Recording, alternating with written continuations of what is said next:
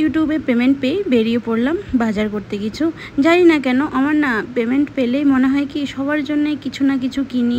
হয়তো দামি কিছু কিনতে পারি না, কিন্তু কম দামের মধ্যে যেটা আমার সাধ্যের মধ্যে হবে সেটা সবসময় আমার সবার জন্য কিনতে ইচ্ছা করে।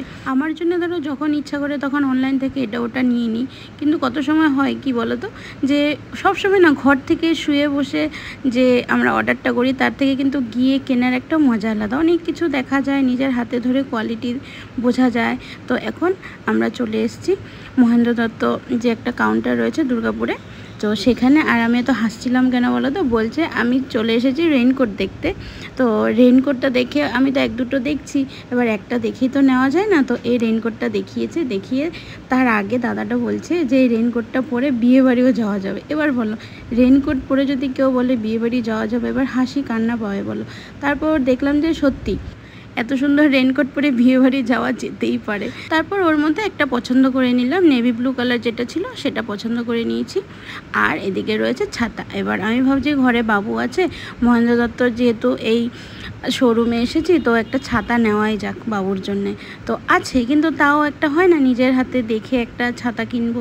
দোকান বন্ধ করে দেবে, 8:30টায় দোকান বন্ধ হয়, কিন্তু এখন অলরেডি বাজে 8:45। তারপরেও আমি ছাতা দেখলাম, 4-5টা দেখে এই ছাতাটা পছন্দ করলাম।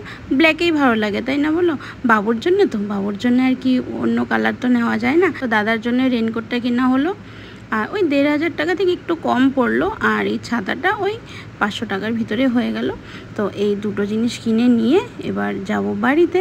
আর এদিকে সোনাইকে টিউশনে দিয়ে এসেছি। আমাদের এই টাইম জানো তো, সোনাইকে বা পুপাইকে টিউশনে দিয়ে তবেই আমরা বেরোতে পারি কোনো একটা কাজের জন্যে। আর পুপাই যেহেতু আজকে টিউশন নেই, ও পুপাইকে নিয়ে চলে এসেছি।